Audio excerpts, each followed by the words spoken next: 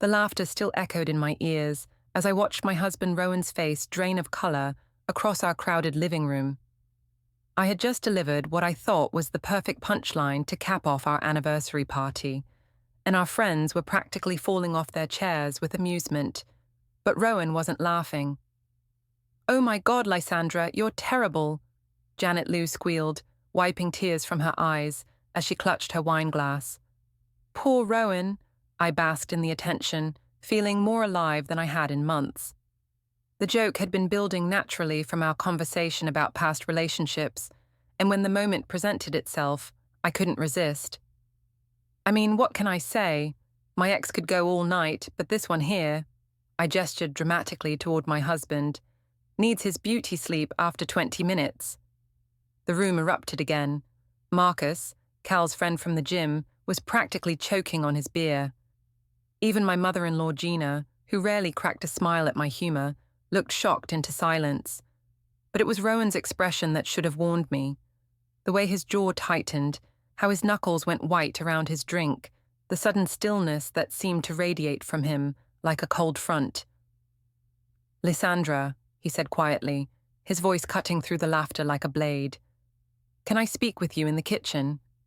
The party continued around us, but I felt a chill that had nothing to do with the October air seeping through our windows. "Oh, come on, Rowan. It's just a joke. Don't be so sensitive." "Kitchen. Now." I followed him, my confidence wavering slightly. Our kitchen felt miles away from the warmth and laughter of the living room. Rowan turned to face me, and I saw something in his eyes I'd never seen before. Not anger exactly, but something colder, more final. "What the hell was that?" His voice was barely above a whisper, but it carried more weight than if he'd shouted. "It was funny, Rowan.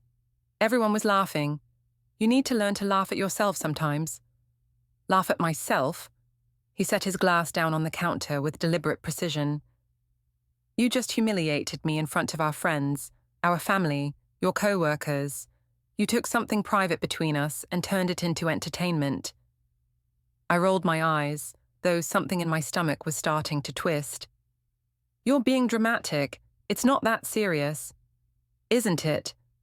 He stepped closer, and I could see the hurt beneath his controlled exterior.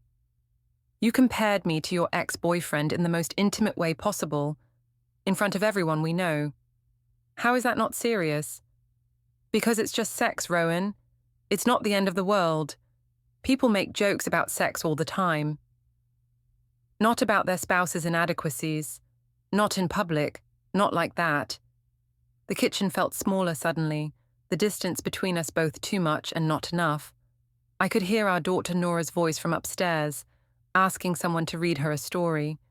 Probably Tristan, Rowan's younger brother, who always volunteered for kid duty during our parties. "You're overreacting," I said, but my voice sounded less certain than I intended. "Everyone knows you have a sense of humor. It's just how I am. You married me knowing how I am." "I married someone I thought I knew," he said quietly. "Someone who wouldn't use our private life as material for cheap laughs." "Cheap laughs?" Now I was getting angry. "I'm sorry I'm not as boring as you'd like me to be. I'm sorry I actually have a personality that people enjoy." The words hung between us like a slap. Rowan's face went completely blank, which somehow felt worse than anger would have. He picked up his glass and walked toward the kitchen door. "Where are you going?" "Back to the party, to smile and pretend my wife didn't just destroy my dignity for a few laughs." He paused at the doorway without turning around. "By the way, Lysandra, I've never complained about our sex life. Ever. But if you're not satisfied, maybe you should have talked to me instead of announcing it to everyone we know." After he left, I stood alone in our kitchen, surrounded by the detritus of party preparation, empty wine bottles, cheese platters, the anniversary cake I'd ordered from the expensive bakery downtown. Through the doorway, I could see our guests mingling, unaware of the earthquake that had just split our foundation. I rejoined the party, forcing a smile and accepting compliments on my humor, but something had shifted. Rowan moved through the evening like a ghost of himself, polite but distant. When people tried to include him in conversations, he responded with minimal words and excused himself quickly. "Is everything okay?" Gina asked me as we cleaned up later. Most of the guests had gone home, and Rowan had disappeared upstairs. "Everything's fine," I lied. "He's just tired." She studied my face for a long moment. "Lysandra, that joke tonight, it wasn't kind." "It wasn't meant to be cruel, Gina. It was just funny." "Funny for who?" I didn't have an answer for that. When I finally went upstairs, I found our bedroom empty. Rowan was in the guest room, already in his pajamas, reading a book I didn't recognize. "Are you seriously going to sleep in here?" He looked up briefly. "I thought you might prefer the space." "Don't be ridiculous, come to bed." "I'm fine here." I stood in the doorway, feeling foolish in my party dress, makeup smeared from the long evening. "Rowan, I'm sorry if I hurt your feelings, but you have to understand that it wasn't personal." "How was it not personal?" It was comedy. People expect me to be funny. I can't help it if you're too sensitive to handle a little teasing." He closed his book and looked at me directly. "Do you hear yourself right now? You're apologizing, and then immediately telling me I'm wrong for being hurt. I'm not saying you're wrong, I'm saying you're overreacting." And there it is again. We stared at each other across the small guest room. I wanted to say something that would fix this, but I couldn't find words that didn't sound defensive or dismissive. Finally, I turned and went to our bedroom alone. I lay awake for hours, replaying the evening. The joke had been funny. Everyone laughed. That wasn't my imagination, but the look on Rowan's face kept intruding on my justifications. The way he'd gone completely still, like I'd physically struck him. Around 3 a.m, I got up to check on him. The guest room door was closed, but I could see light underneath. When I pressed my ear against the wood, I heard something that made my blood run cold. The soft sound of Rowan crying. I raised my hand to knock, to go in and apologize properly, but something held me back. Pride, maybe, or the growing certainty that this was bigger than I wanted it to be. Instead, I went back to bed and pulled the covers over my head. When I woke up the next morning, Rowan was gone. Not just from the guest room, from the house entirely. His car was missing from the driveway, and there was no note. I found Nora eating cereal in the kitchen, still in her pajamas. "Where's Daddy?" "He had to go somewhere early," I said, though I had no idea where. It wasn't until I went back upstairs to shower that I found his wedding ring on his nightstand, carefully placed next to a folded piece of paper. My hand shook as I opened it. "Lysandra, I need some time to think. I'll be back tonight to put Nora to bed. We need to talk, but not while I'm this angry. What you did last night crossed a line I didn't know existed between us. I hope you can understand why." "Ah." I sat on our bed, holding his ring and reading his note over and over. The house felt different without him in it. Not just empty, but somehow smaller, less important. I tried to call him, but his phone went straight to voicemail. That's when I knew that my perfect punchline had cost me something I wasn't sure I could get back. The next few weeks passed in a strange, tense rhythm. Rowan came home each evening exactly in time for dinner, helped Nora with homework, read her bedtime stories, and then disappeared into his study or the guest room. We were polite to each other in front of our daughter, but the warmth that had characterized our marriage for 8 years had vanished completely. I threw myself into work with renewed intensity, staying late at the insurance office to review claims and avoid the uncomfortable silence at home. It was during one of these extended work days that Cal Finch first caught my attention. I'd seen him around the gym before. It was impossible not to notice him. Tall, broad-shouldered, with an easy smile, and the kind of confidence that drew people into his orbit. But I'd never really talked to him until the day I was struggling with the cable machine, fumbling with weights that suddenly felt too heavy. "Need a spot?" His voice was warm, amused but not mocking. "I'm fine." I said automatically, then immediately dropped the weight with a clatter that echoed through the gym. Okay, maybe not fine. He laughed, and it was nothing like Rowan's careful, measured chuckles. Cal's laugh was full-bodied, infectious. I'm Cal. I don't think we've officially met. Lysandra. I accepted his help adjusting the machine, hyper-aware of how close he was standing, how his hands guided mine to the proper grip. You've been coming here for what, 6 months? I've been wanting to introduce myself, but you always look so focused. Focused is one word for it. I attempted the exercise again, this time with proper form. I've had a lot on my mind lately. Work stress? Marriage stress. The words slipped out before I could stop them. Cal raised an eyebrow but didn't pry, which somehow made me want to tell him more. Sorry, that was too much information. Not at all, we've all been there. He handed me a towel. Marriage is hard work, especially when you're dealing with someone who doesn't appreciate what they have. I looked at him sharply. You don't know anything about my marriage. You're right, I don't. But I know you've been coming here looking stressed for months, and today you're talking to a stranger about marriage problems. That tells me something. He was right, and his directness was refreshing after weeks of Rowan's careful politeness. My husband thinks I embarrassed him at a party. He's been giving me the silent treatment ever since. What did you do? I told him about the joke, expecting him to laugh or at least smile. Instead, Cal winced slightly. Ouch. Yeah, that would sting. You too? I thought men were supposed to have thicker skin about this stuff. It's not about thick skin. It's about respect. He paused, studying my face. But it sounds like there's more going on than just one bad joke. There was something about the way he said it, not judgmental, just observant, that made me want to keep talking. We ended up sitting in the gym's juice bar for an hour, and I found myself telling him things I hadn't admitted to anyone, including myself. He's just so predictable, I heard myself saying. Every day is the same routine. Work, dinner, homework help, bed.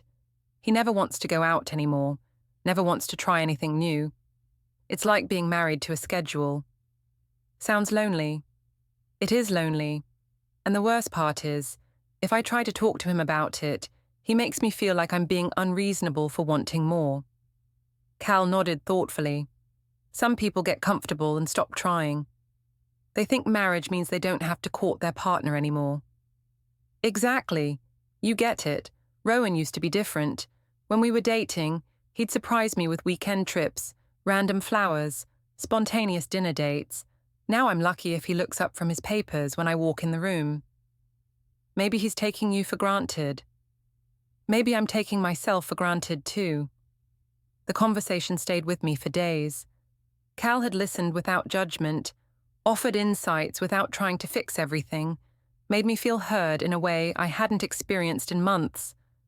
When I saw him at the gym a few days later, it felt natural to strike up another conversation. How's the marriage situation? He asked as we walked on adjacent treadmills. Status quo, polite distance. Have you tried talking to him about what you need? I've tried. He just shuts down or turns it around on me, like I'm the problem for wanting things to be different. That's frustrating.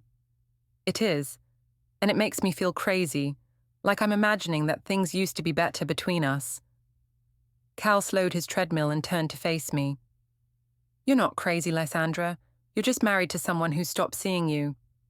The words hit harder than they should have. What do you mean? I mean, look at you. You're smart, funny, beautiful. You light up when you talk about things you're passionate about. If your husband can't see that, it's his loss. I felt heat rise in my cheeks. When was the last time Rowan had called me beautiful? When had he last seemed interested in my passions, my thoughts, my dreams? Cal, I'm not trying to cause trouble. I just think you deserve to be with someone who appreciates what they have. That night, I tried one more time with Rowan. I made his favorite dinner, opened a good bottle of wine, put on a dress I knew he liked. When he came home, I greeted him with a kiss that lingered longer than our recent pecks. "This is nice," he said carefully. "What's the occasion?" "Do I need an occasion to make dinner for my husband?" We sat down to eat, and I tried to recreate the easy conversation we used to have. I asked about his students, told him about an interesting case at work, mentioned a movie I thought we might see together. "That sounds fine," he said to each suggestion. "Fine. Not good, not great, not exciting. Fine. Rowan, can we talk about us?" He set down his fork. "What about us?" "About what's been happening since the party. About how distant we've been." "You mean how distant I've been?" "How distant we've both been. I miss you." He studied my face for a long moment. "Do you? Or do you miss having an audience for your jokes?" The comment stung because it felt unfair. "That's not what this is about." "Isn't it? Because from where I'm sitting, it feels like you only want to connect when you're not getting the attention you need elsewhere." "That's not true." "Then explain to me why it took 3 weeks of silence for you to try having a real conversation with me." I opened my mouth to argue, then closed it. He wasn't wrong, exactly, but his reasoning felt like a trap. "I was giving you space. You seemed like you needed time. I needed my wife to understand why I was hurt. Instead, I got justifications and defensiveness. I apologized. You said you were sorry I was hurt. That's different from being sorry you hurt me." The distinction felt petty to me, but I could see it mattered to him. "Okay, I'm sorry I hurt you. I'm sorry the joke was hurtful. I didn't mean for it to be." "Thank you." He picked up his fork again. "But Lysandra, it's not just about the joke anymore. It's about what the joke revealed." "What do you mean?" "I mean that you are comfortable humiliating me because you genuinely see me as inadequate. The joke was just you saying out loud what you already believed." "That's not true." "Isn't it? When's the last time you looked at me with real desire? When's the last time you seemed genuinely happy to see me walk through that door?" The questions hung in the air between us. I wanted to answer them, to prove him wrong, but the words wouldn't come, because somewhere in the back of my mind, I could hear Cal's voice. "You deserve to be with someone who appreciates what they have." "I think we should try counseling," I said finally. "I think it might be too late for that." The finality in his voice scared me. "What do you mean?" "I mean, I don't think you want to fix this, Lysandra. I think you want me to be different, and I think you're disappointed that I'm not." After dinner, he helped clean up and went upstairs to say goodnight to Nora. I sat alone in our kitchen, surrounded by the ruins of my romantic evening, and felt something shift inside me. Not sadness exactly, but something closer to relief. Maybe he was right. Maybe I didn't want to fix this. Maybe I wanted something else entirely. The next day, I stayed late at the gym. "You look like you could use a drink." Cal's voice startled me out of my treadmill trance. I'd been running for 40 minutes, trying to exhaust myself enough to stop thinking about my conversation with Rowan the night before. "Is it that obvious?" "You've been staring at the wall like it personally offended you." He handed me a towel. "Rough day. Rough marriage." We'd fallen into this pattern over the past month. Casual conversations that gradually became more personal, more intimate. I told myself it was just friendship, just someone to talk to who understood my frustration. But I was lying to myself, and I knew it. "Want to grab that drink? There's a place around the corner that's quiet." I should have said no. I should have gone home to my family, tried harder with my husband, been the woman I'd promised to be when I said my vows. Instead, I heard myself saying yes. The bistro was exactly the kind of place Rowan would hate. Trendy, loud, full of people our age trying to recapture something they'd lost. Cal fit right in, chatting easily with the bartender, ordering drinks I'd never heard of. "So tell me about this rough marriage," he said once we'd settled into a corner booth. "Where do I even start?" The wine was already making me feel looser, more honest. Last night I tried to have a real conversation with him about our problems, and he basically told me, "I don't really want to fix things." "Do you?" The question caught me off guard. "What do you mean?" I mean, do you actually want to fix your marriage or do you want to fix your husband? I stared into my wine glass, watching the liquid catch the dim bar light. Is there a difference? Huge difference. Fixing a marriage means both people changing, compromising, growing together. Fixing your husband means you think he's broken and you're not. Maybe he is broken. Or maybe you've outgrown each other. The words hung between us like a confession. Is that terrible? To outgrow your marriage? It's honest. People change, Lysandra. Sometimes they change in the same direction. Sometimes they don't. Rowan hasn't changed at all. That's the problem. He's exactly the same person he was when we met. Just more so. More careful. More routine. More predictable. And you? I've changed. I want more now. More excitement. More passion. More, I don't know, more life. Cal reached across the table and touched my hand. It was a simple gesture, but it sent electricity up my arm. There's nothing wrong with wanting more.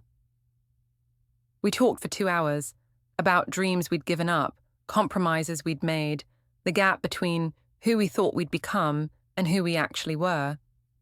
Cal told me about his divorce, how his ex-wife had wanted him to be someone he wasn't, how freeing it had been to finally stop trying. The thing is, he said as we prepared to leave, life's too short to spend it pretending to be happy. But what about responsibility?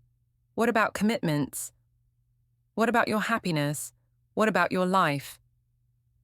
He walked me to my car, and when we reached it, neither of us moved to say goodbye. The parking lot was dimly lit, private enough that when he stepped closer, I didn't step back. Lysandra, I know. This is complicated. I know. I don't want to cause problems for you. But even as he said it, his hand was reaching up to touch my face, his thumb tracing my cheek. I leaned into the touch, starved for this kind of attention, this kind of desire. I should go, I whispered. You should. Neither of us moved. The space between us felt charged, dangerous. I could smell his cologne, see the flecks of gold in his brown eyes. When he leaned down, I met him halfway. The kiss was everything my marriage wasn't. Urgent, passionate, alive. When we finally broke apart, I felt like I'd been holding my breath for years and could finally breathe again. I have to go, I said, but my voice lacked conviction. I know, but Lysandra. He waited until I looked at him. You deserve to feel like this. You deserve to be wanted. I drove home in a daze, my lips still tingling, my mind racing. The house was dark when I pulled into the driveway, Rowan and Nora already asleep. I sat in my car for a long moment, staring at our front door, trying to reconcile the woman who'd just kissed another man with the woman who lived in this house. Inside, I found a note from Rowan on the kitchen counter. Nora has a school play Thursday at 7. Hope you can make it. Ah. The formality of it, the careful distance, made my chest tight. When had we started communicating like polite strangers? When had my own husband started hoping I could make it to our daughter's school play, instead of assuming I'd be there? I crept upstairs and found him asleep in our bed. He'd been alternating between our room and the guest room, seemingly at random. In sleep, his face looked younger, softer. I remembered falling in love with that face, remembered when seeing it first thing in the morning, filled me with joy instead of resignation. But as I lay beside him, careful not to wake him, all I could think about was Cal's hands on my face, the way he'd looked at me like I was something precious and exciting instead of something familiar and slightly disappointing. The next morning, Rowan was gone before I woke up. Another note. Early meeting. See you tonight. I called in sick to work and went to the gym instead. You look different today, Cal said when he found me on the elliptical. Different how? Happier. More awake. I smiled despite myself. I feel awake. Good. You should feel that way every day. We worked out together, spotting each other, talking and laughing in a way that felt natural and right. Other people at the gym started to notice. I I could see them watching us, whispering. Part of me knew I should care about that, should worry about rumors getting back to Rowan. But a bigger part of me enjoyed being seen as desirable, as someone worth pursuing. "Have lunch with me," Cal said as we finished our workout. "Cal, just lunch. We both have to eat." Lunch turned into coffee. Coffee turned into a long walk through the park. The walk turned into another drink at a different bar, one farther from home where I was less likely to run into anyone I knew. "I can't stop thinking about last night," he said as we sat on the bar's outdoor patio. "We can't do this, Cal. I'm married. I have a daughter. I'm not asking you to run away with me. I'm just saying, this thing between us, it's real, and it's good, and maybe you deserve to have something good in your life." "I do have good things. I have Nora. I have my job. What about your marriage? Is that good?" I couldn't answer that. We both knew I couldn't answer that. "Look," he said, leaning forward, "I'm not trying to break up your family, but I also can't pretend I don't feel what I feel when I'm with you. You're incredible, Lysandra. You're smart and funny and passionate, and you light up every room you walk into. If your husband can't see that, if he takes that for granted..." "He doesn't take me for granted. We're just in a rough patch." "How long has this rough patch lasted?" I thought about it honestly. 2 years, maybe 3. "That's not a rough patch, sweetheart. That's a marriage that's over." The words hit like a physical blow because they felt true. I can't just give up. I made promises. You made promises to be happy too, to yourself, if not to him. When I finally got home that evening, Rowan was helping Nora with her math homework at the kitchen table. They looked up when I walked in, and I felt like an intruder in my own home. "How was work?" Rowan asked politely. "Fine, busy." The lie came easily. "How was school, baby?" Nora launched into a detailed account of her day, and I tried to focus on her words, but my mind kept drifting to Cal's voice, his laugh, the way he'd said I deserved to be happy. After Nora went to bed, Rowan and I sat in the living room, both reading, both careful not to let our eyes meet. The silence felt heavier than usual, loaded with things we weren't saying. "Rowan?" He looked up from his book. "Yeah? Are you happy?" The question seemed to surprise him. "Happy with what?" "With us, with this, with our life." He closed his book and studied my face. "Are you?" "I asked you first." "I'm content, most of the time." Content isn't the same as happy. No, it's not. But it's not miserable either. It's just life. What if I want more than just life? Something shifted in his expression. What kind of more? I wanted to tell him about feeling invisible, about missing passion, about wanting to feel desired and appreciated. Instead, I heard myself saying, "I don't know. Just more." "Lysandra, if you're not happy, we should talk about it. Really talk about it. Maybe we should try counseling after all." Maybe. But even as I said it, I knew it was too late. Because I'd already tasted what more felt like, and I wasn't sure I could go back to being content. That night, I lay awake long after Rowan fell asleep, staring at the ceiling and thinking about choices. About the woman I used to be and the woman I was becoming. About the life I'd built and the life I might want instead. And about Cal, who saw me as someone worth pursuing instead of someone to be endured. 3 weeks later, I was living a double life, and I was getting good at it. "Working late again?" Rowan asked as I grabbed my gym bag Thursday evening. "Client emergency. You know how it is." The lie rolled off my tongue smoothly now. I'd developed an entire vocabulary of deception, late meetings, urgent claims, mandatory training sessions. Rowan never questioned any of it, which made me feel both guilty and resentful. A husband who cared more would have been suspicious by now. "I'll pick up dinner for Nora and me," he said, not looking up from the papers he was grading. Don't wait up, as if I ever did anymore." Cal was waiting for me in the gym parking lot, leaning against his car with that easy smile that made my stomach flutter. Ready for this?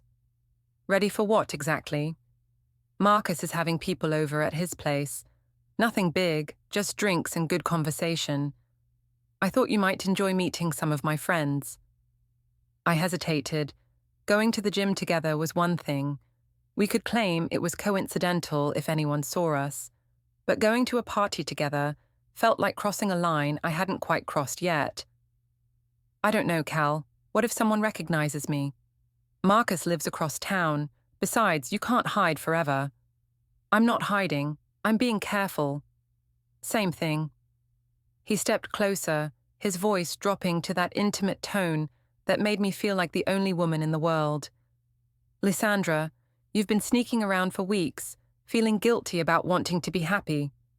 Don't you think you deserve one night where you can just be yourself? He was right, and I was tired of feeling guilty. Tired of making excuses and checking over my shoulder. Tired of being the careful, responsible wife who never did anything spontaneous or exciting. Okay, I heard myself saying, but just for a little while. Marcus's apartment was everything my suburban home wasn't: modern, edgy, full of people who laughed too loud and stayed out too late. Cal introduced me as his friend Lysandra, and I felt a thrill at the simplicity of it. Not Lysandra the wife, not Lysandra the mother, not Lysandra the insurance specialist, just Lysandra. So what do you do? Asked a woman named Tessa, Marcus's girlfriend. I work in insurance, claims investigation. That sounds fascinating, said a man named Derek. Like detective work. It can be.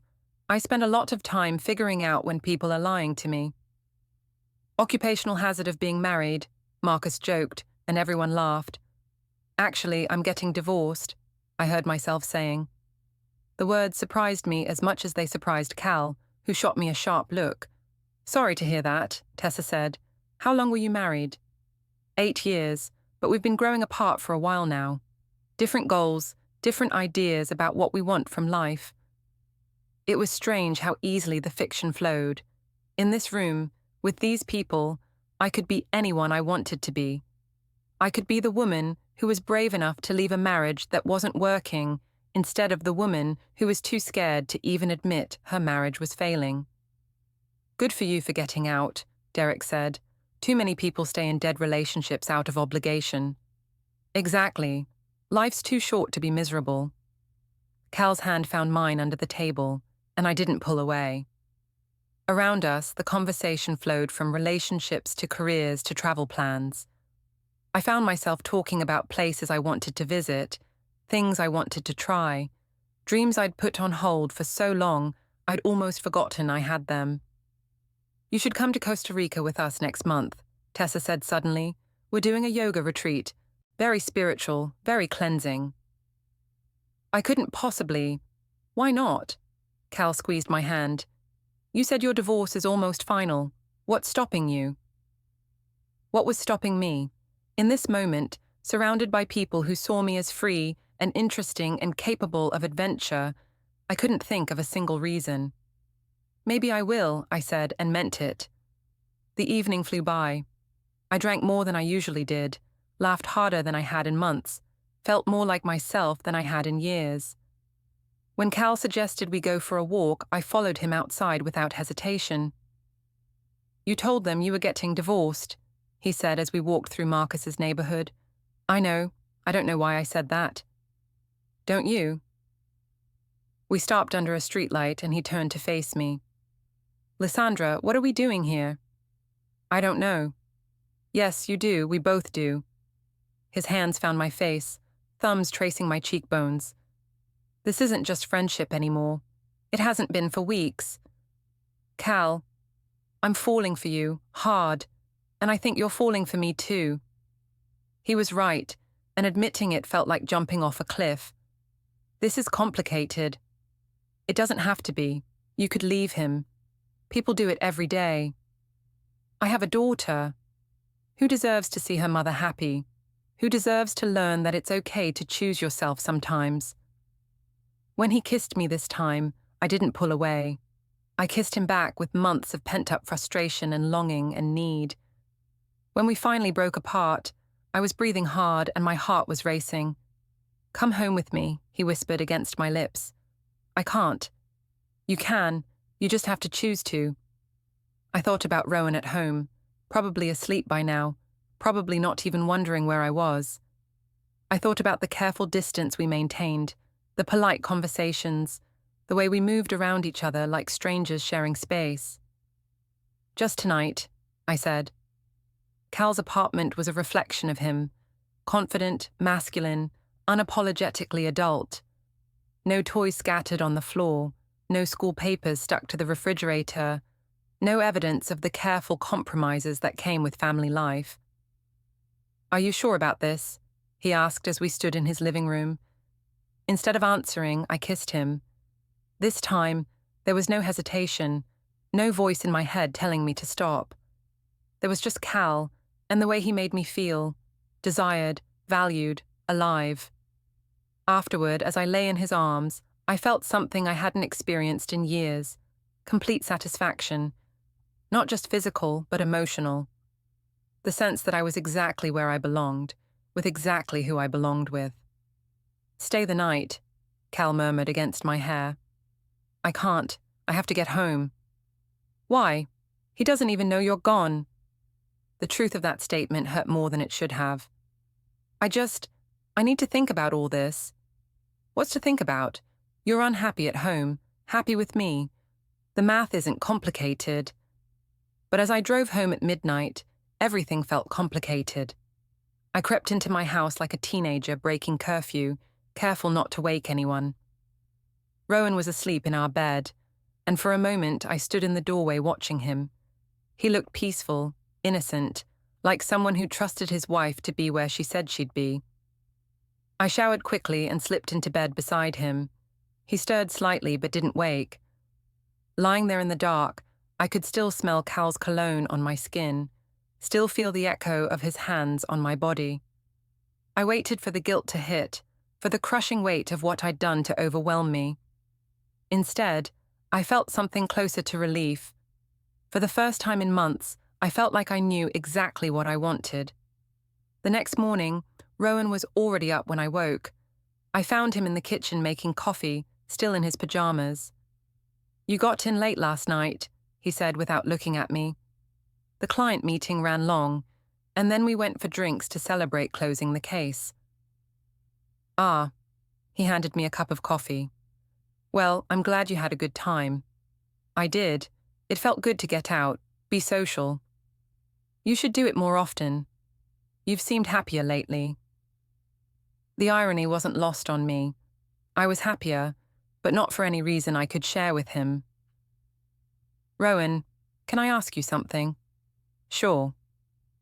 "Do you ever think about what our life would be like if we'd made different choices?" He studied my face carefully. "What kind of different choices?" "I don't know. Different careers, different cities, different people." "Are you asking if I ever wonder what it would be like to be married to someone else?" "Maybe." He was quiet for a long moment. "Sometimes." "Do you?" "Sometimes." We stood in our kitchen, coffee cups in hand, acknowledging for the first time that we both fantasized about different lives. It should have been a moment of connection, of honest communication. Instead, it felt like a mutual admission of defeat. "Lysandra, are we okay? Really okay?" I looked at my husband, this good man who'd never cheated on me, never lied to me, never been anything but steady and reliable and present.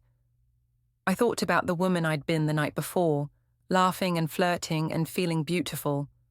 I thought about Cal's hands on my skin and his voice telling me I deserved to be happy. "I don't know," I said finally. "I really don't know." It was the most honest thing I'd said to him in months. 2 months into my affair with Cal, I was living in a bubble of excitement and secrecy that made everything else feel dull by comparison. My marriage had become a performance I put on for Nora's sake, while my real life happened in stolen hours at Cal's apartment, long lunches at restaurants across town, and text messages I deleted as soon as I read them. I was getting careless and I didn't care. "You're glowing," Janet said as we grabbed coffee before work on a Friday morning. "New moisturizer." Something like that. I couldn't keep the smile off my face. Cal and I had spent the previous evening planning a weekend trip to the coast. I'd told Rowan I was attending a work conference. "Seriously, Lysandra, you look like a woman with a secret. A good secret." Janet wasn't wrong. I did have a secret, and it was the best thing in my life. For the first time in years, I woke up excited about my day.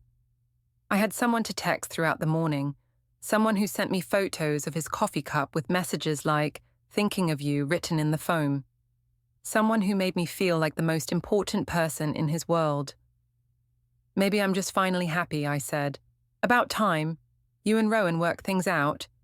Something like that. But that afternoon, my carefully constructed double life began to crack. I was leaving the gym after a particularly intense session with Cal when I spotted a familiar figure across the parking lot. Tristan, Rowan's younger brother, climbing out of his truck. "Shit," I muttered, quickly turning away and hoping he hadn't seen me. "What's wrong?" Cal appeared at my elbow, following my gaze. "That's my brother-in-law, if he sees us together." "So, you're at the gym, I'm at the gym. We're allowed to talk." But even as he said it, Cal's hand was resting on the small of my back in a way that was definitely not platonic. To anyone watching, we looked exactly like what we were, a couple. "Lysandra," Tristan's voice carried across the parking lot. "Hey." There was no avoiding it now. I forced a smile and walked over to him, hyper-aware of Cal following behind me. "Tristan, what are you doing here?" "Thought I'd try this place out. Gina's been nagging me about getting in shape." He glanced at Cal with polite curiosity. "I don't think we've met." "Cal Finch." Cal extended his hand with his usual easy confidence. "I'm a trainer here." "Ah, so you're torturing my sister-in-law. Good to know she's in capable hands." The innocent comment made my cheeks burn. Cal's been helping me with my form. Very professional. "I'm sure." Tristan's smile was friendly, but I caught something in his eyes, a flicker of awareness that made my stomach clench. "Well, I should let you guys get going. Lysandra, tell Rowan I said hi." "Of course." As Tristan walked toward the gym entrance, Cal moved closer to me. "That wasn't so bad." "You don't know Tristan. He notices everything." "You're being paranoid." Maybe I was. But that weekend, as I lay on the beach with Cal, I couldn't shake the feeling that my time was running out. We'd driven down to a small coastal town where no one knew us, and for 2 days I'd played at being his girlfriend openly. We held hands walking through shops, shared meals without looking over our shoulders, fell asleep and woke up in each other's arms. "I could get used to this," Cal said as we packed to leave Sunday afternoon. "So could I." "Then why don't we? Make this real, I mean." I'd been dreading this conversation, but also craving it. "Cal." "I'm serious, Lysandra. Leave him. We could have this all the time." "It's not that simple. There's Nora to think about, and the house, and you're scared." He wasn't wrong. The idea of blowing up my life, of facing Rowan and telling him I was leaving, of explaining to my 9-year-old daughter why Mommy didn't want to live with Daddy anymore. It terrified me. I need more time. How much time? Because I'm not going to be the other man forever, Lysandra. I want a real relationship, not stolen weekends and secret text messages. The drive home was tense, both of us lost in our own thoughts. When Cal dropped me off at my car in the gym parking lot, he didn't kiss me goodbye. "Think about what I said," was all he offered before driving away. I sat in my car for a long time before going home, trying to prepare myself to slip back into the role of wife and mother. But when I walked through my front door, I found Rowan waiting for me in the living room, still dressed in his church clothes. "How was the conference?" he asked. "Fine. Boring mostly. Lots of seminars about new regulations." "Learn anything useful?" "A few things. How was your weekend with Nora?" "Good. We went to the Science Museum yesterday, and today we had lunch with Tristan after church." Something in his tone made me look at him more carefully. That sounds nice. It was. Tristan mentioned he ran into you at the gym Friday. My heart started beating faster, but I kept my voice casual. Oh, right. I was surprised to see him there. He said you were with your trainer. Cal, I think? Yeah, we were just finishing up a session. Rowan nodded slowly. Tristan said you two seemed friendly. Well, we are friendly. I've been working with him for months now. It would be weird if we weren't friendly. I suppose. But there was something in his voice, a careful quality that made me think this conversation wasn't over. We went through our usual evening routine. Dinner, homework help for Nora, bedtime stories. But I felt Rowan watching me throughout the night. Later, as I was getting ready for bed, he appeared in the bathroom doorway. Lysandra, can we talk? About what? About us, about where we stand. I set down my toothbrush and turned to face him. Okay. I know things have been difficult between us since the party. I know we've both been distant, but lately, you seem different. Happier, but also more distant, if that makes sense. I don't know what you mean. Don't you? You're gone more often, you're always checking your phone, and when you are here, you seem like you're thinking about somewhere else. My mouth went dry. I've been working a lot. The Harrison case has been really demanding. The Harrison case closed 3 weeks ago, Lysandra. I saw the celebration email from your boss. The lie fell apart in my hands. There have been other cases. Stop. His voice was quiet but firm. Just stop lying to me. We stared at each other across our bathroom, 8 years of marriage hanging in the balance. I could confess everything, throw myself on his mercy, beg for forgiveness, or I could keep lying, keep trying to protect my secret life. I'm not lying to you. Yes, you are, and we both know it. He stepped into the bathroom, closing the door behind him. Lysandra, I know you're having an affair. The words hit like a physical blow. That's ridiculous. Is it? You disappear for hours with vague explanations. You've been emotionally checked out of our marriage for months. You're constantly distracted, constantly somewhere else in your head. And now Tristan tells me you're very cozy with some trainer at your gym. Tristan is reading too much into a perfectly innocent friendship. Then prove it. What? Prove it's innocent. Show me your phone. Show me your text messages with this Cal person. My phone was in the bedroom, and I knew exactly what Rowan would find if he looked at it. Months of increasingly intimate messages, photos Cal had sent me, plans for secret meetings. Even though I deleted most of our conversations, enough remained to destroy any pretense of innocence. I'm not showing you my phone. I'm not going to be treated like a criminal because your brother has an overactive imagination. Then I'll ask you directly, are you having an affair? The moment stretched between us like a tightrope. I could feel my marriage balancing on my next words, my entire life hanging in the balance. No, I said, I'm not having an affair. Something died in Rowan's eyes. Not surprise, he'd already known I was lying. But hope, maybe. The hope that I might choose honesty, choose our marriage, choose him. Okay, he said quietly. Okay. He turned and walked out of the bathroom, leaving me alone with my reflection and the echo of my lie. I heard him moving around the bedroom, then the soft click of the guest room door closing. I stood there for a long time, staring at myself in the mirror. The woman looking back at me was someone I barely recognized, flushed with guilt and defiance, eyes bright with secrets. She looked like someone capable of anything. She looked like someone who had already chosen her path.